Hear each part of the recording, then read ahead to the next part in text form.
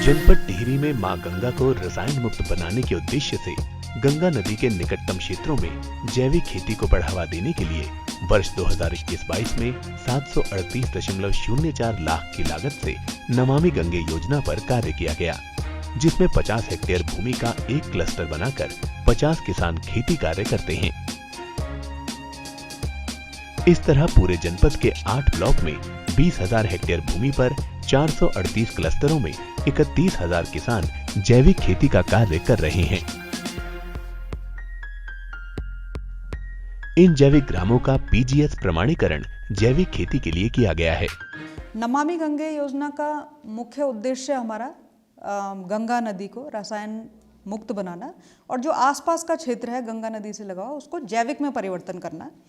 इस योजना के भी अलग अलग जो है स्टेप हैं। सबसे पहले किसान भाइयों का पीजीएस पोर्टल पंजीकरण किया जाता है, उसके बाद उनको प्रशिक्षण प्रदान किया जाता है कि कैसे हम जो है जैविक खेती कैसे करें, कैसे हम जैव रसायन जो है अपने घर में ही बनाएं, कीटनाशी अवेलेबल हैं, उनको कैसे हम फसल चक्र में लाएं। इसमें जो सपोर्ट एजेंसी के माध्यम से कृषक भाइयों को प्रशिक्षण प्रदान किया जाता है, जिसमें उत्कृष्ट कृषि के लिए उच्च प्रजाति के मोटे अनाज, मंडवा, झिंगोरा, मसूर आदि फसलों के बीज समय समय पर उपलब्ध करवाए जाते हैं। जैविक खेती के प्रोत्साहन हेतु जनपद के चयनित ब्लॉकों में निःशुल्क 420 वर्मी बेड का वितरण किया गया। साथ ही रसायन मुक्त खेती करने के लिए समय समय पर जैविक रसायनों का निःशुल्क आवंटन किया जाता है, जिसमें नीम केक, प्रोम, कंसार्डिया आदि शामिल है।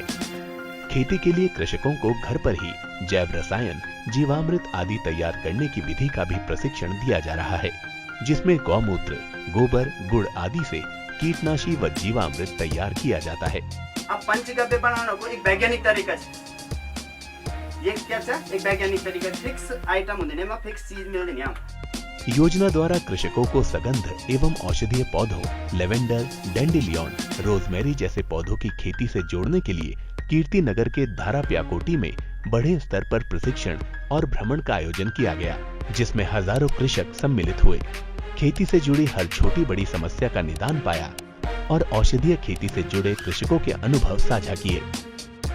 3 से 29 डिग्री सेल्सियस टेम्परेचर चाहिए और 60 से 70 डिग्री सेल्सियस मॉइस्चराइजेशन चाहिए, ठीक है, नमी चाहिए मतलब इसके लिए, और इसका ऑयल बनता है। अब हम इस स्थिति में आ गए हैं, आज हम इससे एक अच्छी आमदनी ले रहे हैं।